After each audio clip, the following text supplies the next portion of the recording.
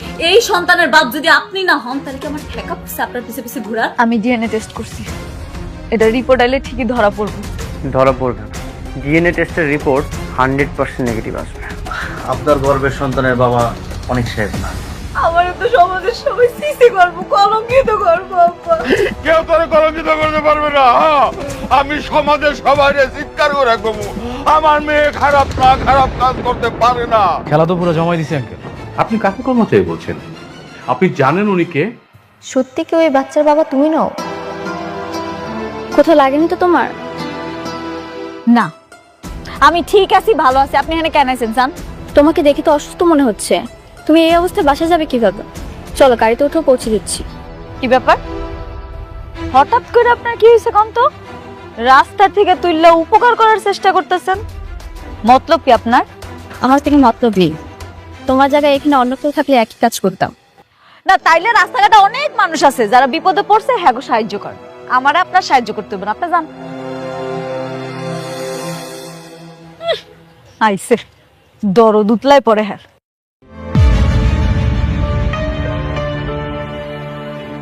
মেঘলা,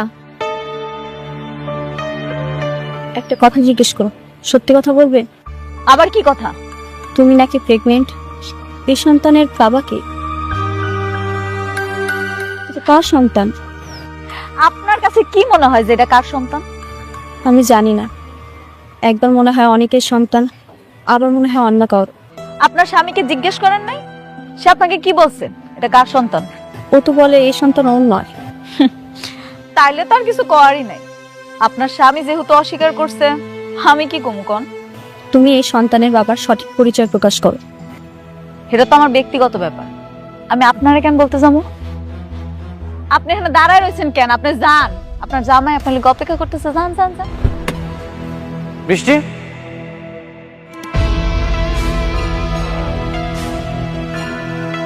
কিসব মানুষের সাথে কথা বলছো? তোমার সময় কি এতটাই মূল্যহীন? এসব মানুষের সাথে কথা বলে তুমি তোমার সময়টা নষ্ট করো না, চলে আসো। যান যান, আপনি আপনার প্রিয়তমা স্ত্রী লয়ে সুখে সংসার করেন। আমি তো আপনাকে পথের কাটা হয়ে দাঁড়াইনি, আপনার কাছে হাত পাততে গেছি আমি। হাত পাততে তো যোগ্যতা লাগে, সেই যোগ্যতাও তোমার নেই। তুমি এতটাই খারাপ যে তোমার সাথে কথা বলতেও আমার ইচ্ছা করছে না।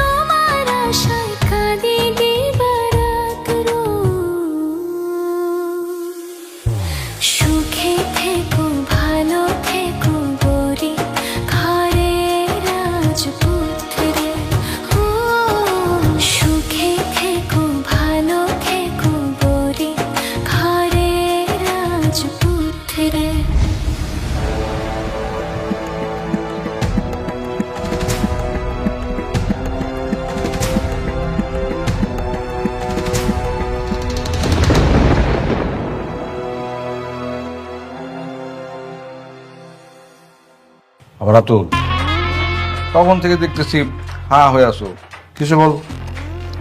অনেক কিছু হয়েছে আঙ্কেল, আমি তো শোনার পর হা হয়ে গেছি। আমি ভাবতেছি এটা শোনার পর আপনি আবার স্টক করেন কিনা। কি এমন কথা যা শুনে তুমি নিজেই মূর্তি হয়ে গেলা? আপনারা মেঘলার আসল পরিচয় জানেন? আসল পরিচয় মানে?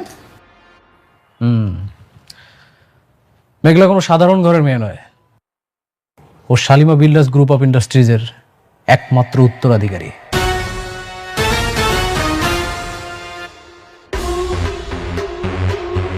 ও ছোটবেলায় হারিয়ে গিয়েছিল, আর বস্তিতে যারা আছে ওর পালিত বাবা মা। তার মানে অনেকের যে দুইটা বই হচ্ছে কোটিপতি। ওকে মনে হয় কোনোভাবেই ফকির করতে পারতেছি না আঙ্কেল। দেখেন না ওর কপাল কত ভালো, শুধু কপালে হাজার হাজার হাজার হাজার কোটি টাকা আসতেছে। কি আর করা, তাহলে তারে তো আর তুমি রাস্তার ফকির বানাইতে পারতেছো না। আঙ্কেল ওদের এত পরিমাণে টাকা যে আমরা চাইলেও সহজে ওদেরকে ফকির বানাইতে পারবো না। তার মানে আমাদেরকে অন্য কোনো পথ খুঁজতে হবে। আপনি একটা জিনিস খেয়াল করেন আঙ্কেল, উনি কিন্তু অলরেডি জানে যে ওর বইয়ের গর্ভে যে সন্তানটা আছে এটা কিন্তু অন্য কারো। তার মানে ওদের মধ্যে কিন্তু অলরেডি একটা গ্যাঞ্জাম লেগেই আছে, আমাদেরকে শুধু একটু বাড়াতে হবে এটা। আরেকটা ব্যাপার, মেঘলা কিন্তু অনেকের দ্বিতীয় বিয়েটা কোনোভাবে মেনে নিতে পারে না, মানে অনেককে সে কোনোভাবে সহ্য করতে পারে না। এই বিষটাই যদি একটু শুধু you are right uncle, you are right. এই বিষটাই আমাদেরকে একটু একটু একটু একটু করে বানাতে হবে, তাহলে কাজটা হয়ে যাবে। হ্যাঁ আরেকভাবে।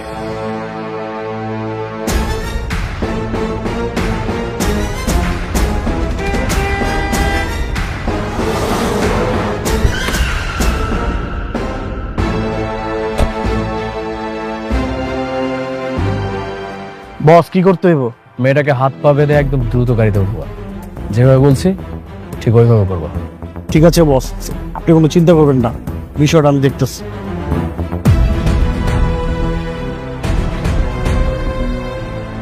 ওই যে মেয়েটা আসছে।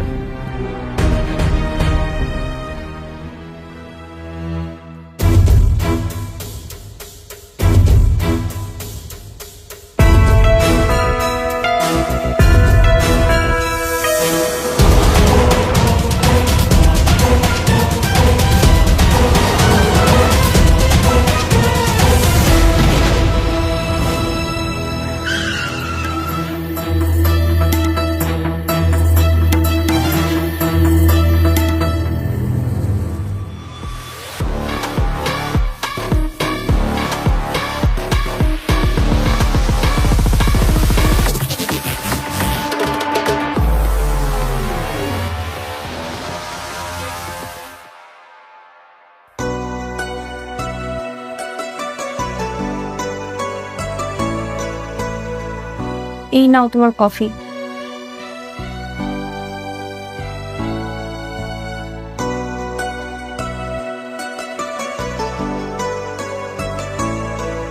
কি ব্যাপার অনেক, গতকাল থেকেই দেখছি তুমি আমার সঙ্গে বেশি কথা বলছো না।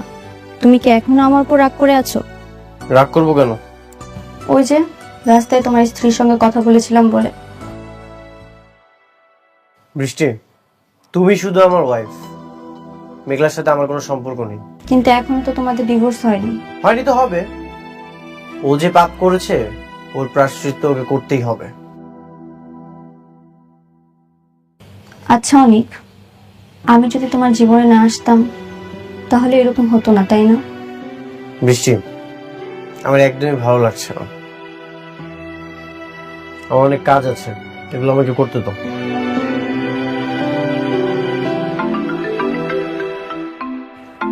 দেখো তো কে কল করেছে।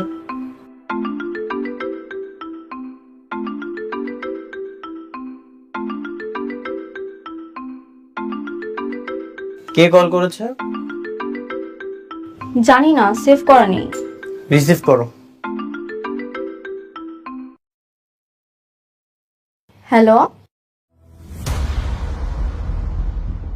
হ্যালো, কথা বলছেন না কেন? কে? এটা অনেক ভাইয়ের নাম্বার না? হ্যাঁ, আপনি কে? আমাকে আপনি চিনবেন না।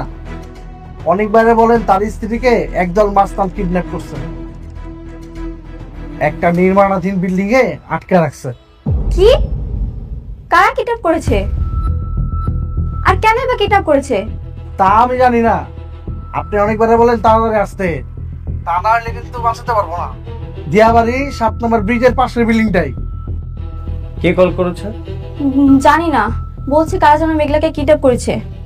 স্পিকারে দাও তো। প্রেগনেন্ট মাইয়াটা কি হয় কে জানে, আপনি তাড়াতাড়ি পাঠিয়ে দেন।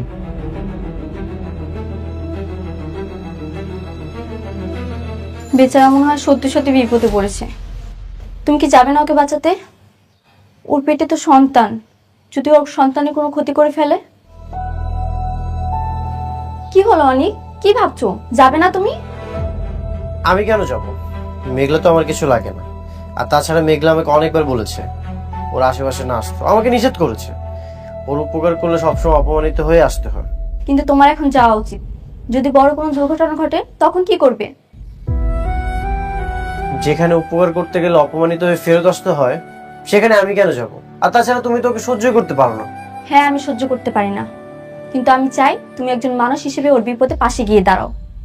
আমি এমন কোনো স্বামীকে চাই না যে মানুষের বিপদে সাহায্য না করে ঘরে চুপচাপ বসে থাকে। সত্যি যাব? হ্যাঁ, যাও। আমিও যেতাম, কিন্তু তুমি তো জানোই আমার পায়ের অবস্থা। আমি গেলে তোমার আরো ঝামেলা বাড়বে। তুমি তাড়াতাড়ি যাও, ওকে বাঁচাও। আমাকে বললো দিয়াবাড়ি 7 নম্বর ব্রিজের পাশে আছে। ঠিক আছে, বলো। সাবধানে যেও।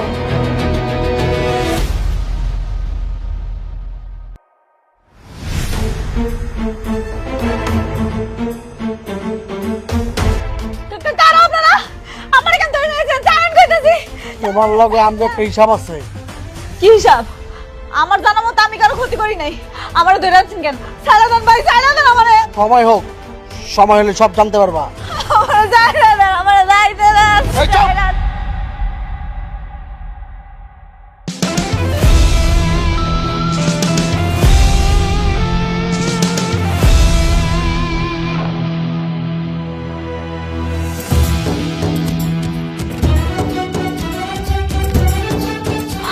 অনেক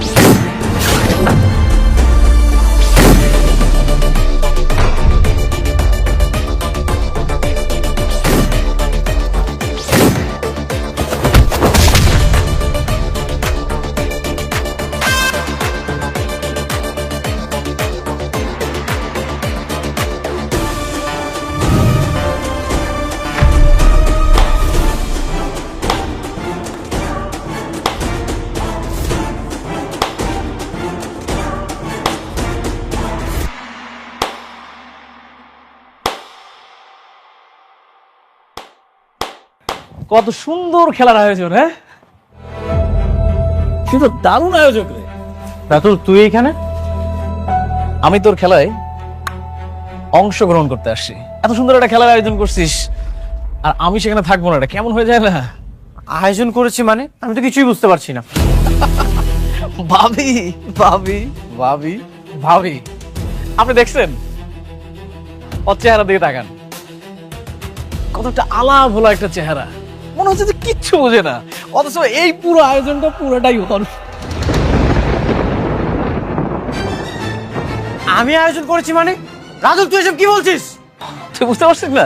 দেখছেন ভাবি, এত সুন্দর একটা খেলার আয়োজন করছে, অথচ ও বুঝতেইছে না। আপনি বুঝতেছেন না? আপনি কি কইতাছেন এসব?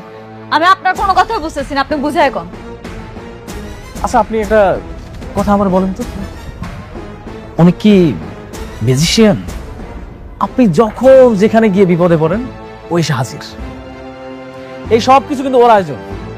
ও নিজের টাকা দিয়ে সব কিছু গুন্ডা ভাড়া করছে, কিডন্যাপ করেছে। এই খেলার মাস্টার মাইন্ড ও। রাতুল, মেঘলা, ও আমাদের মধ্যে ঝামেলা করার একটা চেষ্টা করছে। তুমি ওর কথা কান দিও না। বন্ধু, তুই আমার ছোটবেলার বন্ধু।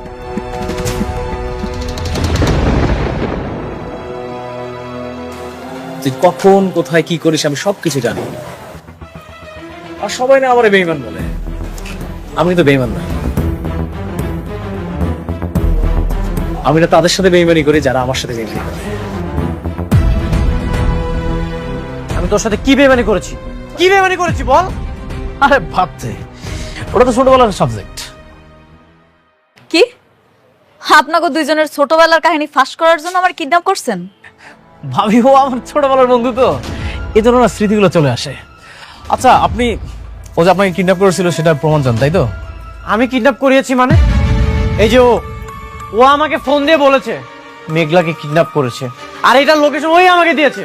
এই জন্য তো আমি মেঘলাকে বাঁচানোর জন্য এখানে এসেছি। ভাবি, আপনি বিশ্বাস করতেছেন না, তাই না? প্রমাণ চান? তুই প্রমাণ চাস? দাঁড়া, তাহলে তো আমার একটা প্রমাণ দরকার। কি করি? ও এই বল, তুই কার লোক? আমি তো ছোট একটা মাস্তান, আমি তো ছিনতাই মিনতাই করে চলি, কিডন্যাপ করে চলি।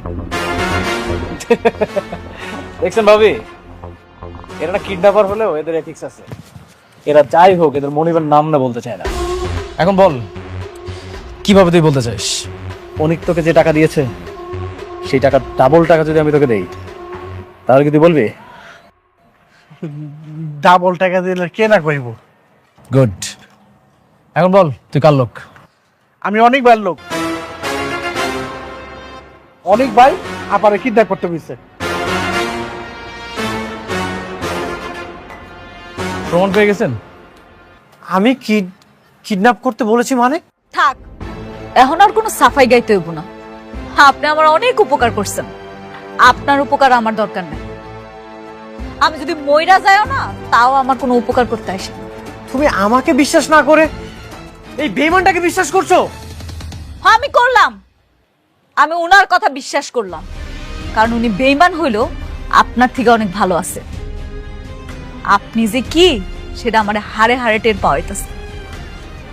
সত্যি অকৃতজ্ঞদের বিপদে কখনো আসতে নেই। আমি জানতাম এইখানে আসলে তুমি আমাকে অপমান করবে, এই জন্য আমি আসতে চাইনি। কিন্তু বৃষ্টি আমাকে আসতে বলেছে। ঠিক আছে, তোমার যা মন চায় তুমি করো। খারান, মিস্টার অনিক, আপনি কি জানেন একটা ভালোবাসা টিকা থাকে কিসে? বিশ্বাসে। আপনার উপরে যে আমার বিশ্বাসটা ছিল সেটা আপনি উঠায় ফেলাইছেন। এখন আমাকে দুইজনের মাঝখানে রয়েছে প্রতিশোধের আগুন। আপনি প্রতিশোধের খেলাটা শুরু করছেন না? এই খেলাটা শেষ করবো আমিও দেখব আপনি কত দূর খেলতে পারেন। আমার পেটের সন্তানটা নষ্ট করার জন্য আপনি আমারে কিডন্যাপ করে নিয়ে আসছেন। ঠিক আছে, আমিও দেখব আমার এই বাচ্চা পৃথিবীতে না এসে কেমনে থাকে। দুনিয়ায় যত নির্বাচন আছে এর মধ্যে সবচেয়ে কঠিনতম নির্বাচন হলো ভালো জীবন সঙ্গী নির্বাচন করা। আজ আমি উপলব্ধি করছি, সত্যি নিজের সাথে আমি অনেক বড় অবিচার করে ফেলেছি।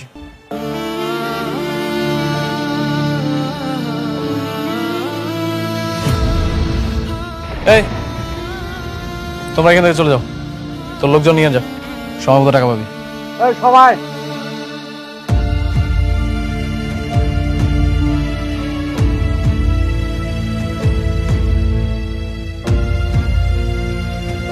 তো বলছেন ভাবি,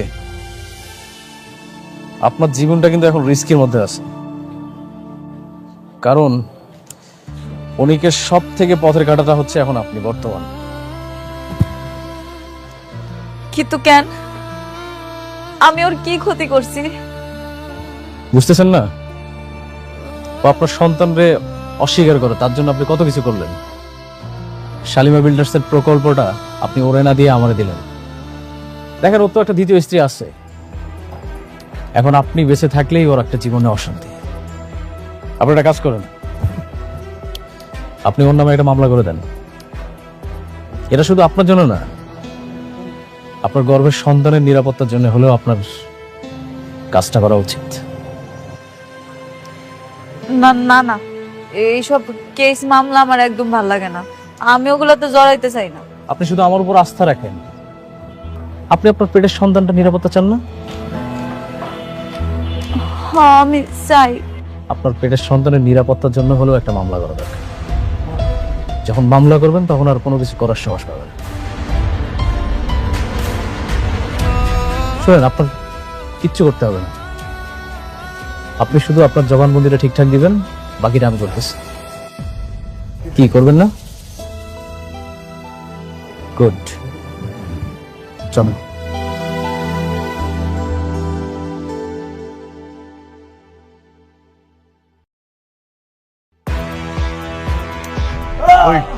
বল বল কিডন্যাপ করছিস কেন? বল বল কিডন্যাপ করছিস কেন? করিস নাই না? করিস নাই। ওই দাও তুই বল বল বল।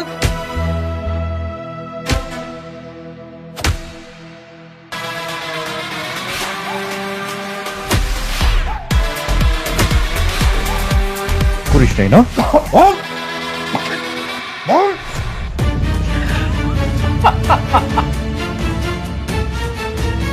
নাও বাদন খোলো।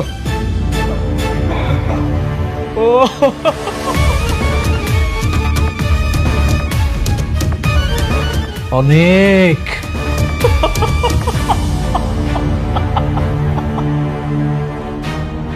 অনেক ব্যথা লাগতেছে রে।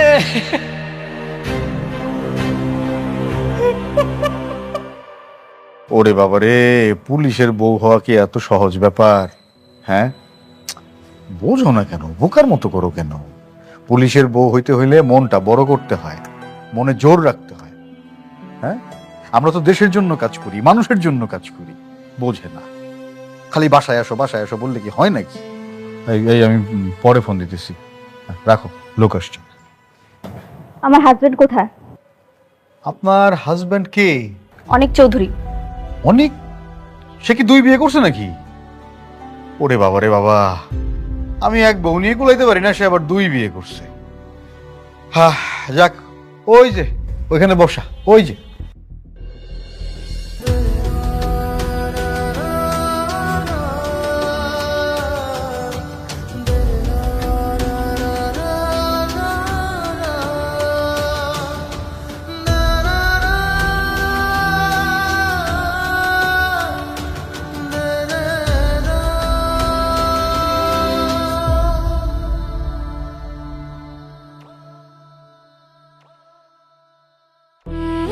অনেক, বৃষ্টি, তোমার এ কি অবস্থা? তোমাকে তো এরা মেরেছে। কি করেছো তুমি? Kidnap kidnap. এরকম একজন গণ্যমান্য মানুষ, সে করতে গেছে কিডন্যাপ। আমি বারবার বলেছি আমি কিডন্যাপ করার জন্য চাইনি, কিন্তু আমাকে মিথ্যা মামলা দিয়ে এখানে তুলে এনেছে। আরে ভাই, মিথ্যা মামলা করছে না সত্য মামলা করছে এটা তো প্রমাণিত হবে আদালতে। আমরা তো অভিযোগের ভিত্তিতে আপনারা তুলে নিয়ে আসছি, গ্রেফতার করছি।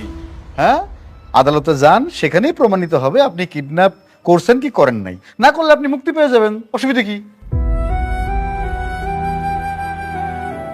স্যার, ওকে ছেড়ে দিন, ও খুব কষ্ট পাচ্ছে, ওকে ডাক্তার দেখানো জরুরি। আপনিও একটু বোঝার চেষ্টা করেন, ওনাকে আটকা রাখতে তো আমাদেরও কষ্ট হচ্ছে নাকি? মানে এটা তো যেন তেন মামলা না। শালিমা গ্রুপ অফ ইন্ডাস্ট্রিজের হাত আছে এই মামলার পেছনে। শক্ত মামলা, চাইলে তো আমরা ছাড়তে পারি না। কি? শালিমা বিল্ডার্স?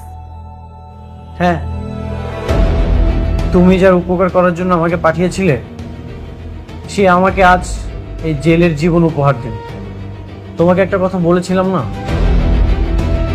অকৃতজ্ঞ বেঈমান কখনোই উপকার মনে রাখে না।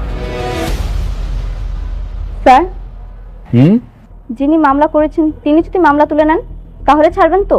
অবশ্যই, মামলায় যদি না থাকে তাহলে আসামি ধরে রাখার কি আছে? মামলা ডিসমিস। ঠিক আছে, আমি অভিযোগ তোলার ব্যবস্থা করছি, আপনি ওকে ছাড়ার প্রস্তুতি নিন। না, তুমি ওই মেঘলার কাছে যাবে না, কোনো দরকার নেই।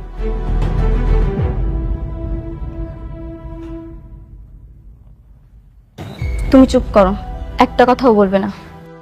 আমি ওর সঙ্গে মুখোমুখি হতে চাই। ও কেন করেছে এসব আমার তো জানতে হবে। আর একটু সহ্য করো, আমি তোমাকে এখান থেকে বের করবই। সাপির, চলো।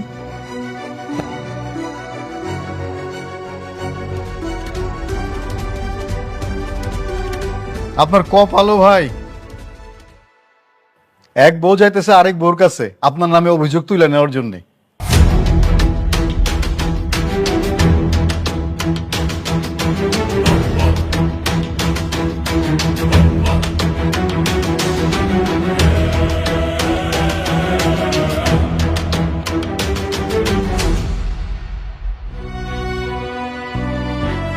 গরিব ঘরের রাজপুত্র নাটকের ২০ নং এপিসোডে এক কঠিন সত্যের মুখোমুখি হতে চলেছে মেঘলা, যার মাধ্যমে মেঘলা এটা জানতে পারবে যে তার ডিএনএ টেস্টের রিপোর্ট কে পাল্টে দিল।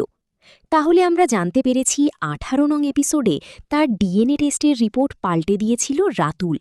তাহলে কি এবার রাতুল সহ তার পিছনে জড়িত সবাইকে এক এক করে খুঁজে বের করবে মেঘলা?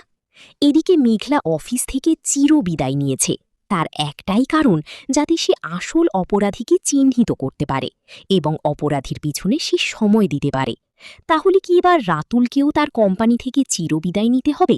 কারণ মেঘলা ১৯ নং এপিসোড এবং ২০ নং এপিসোডে এমন কিছু সত্য তুলে ধরবে যেখানে পরপর সবাই জড়িয়ে পড়বে তার এই সন্তানের ডিএনএ টেস্ট রিপোর্টের আসল তথ্য গোপন করায়।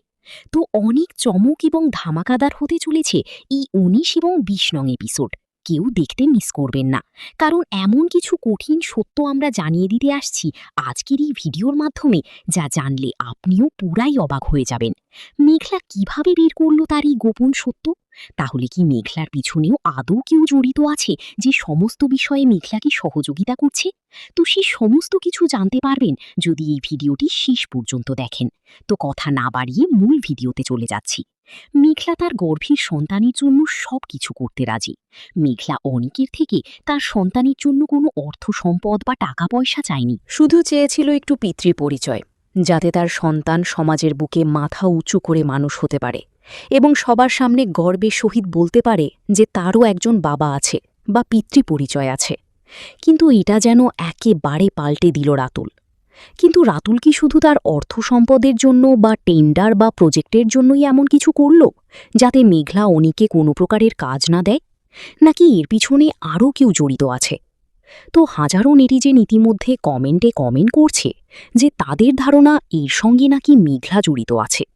তো বন্ধুরা, আপনাদের কাছে কি মনে হয়, এর সঙ্গে কি মেঘলা জড়িত আছে?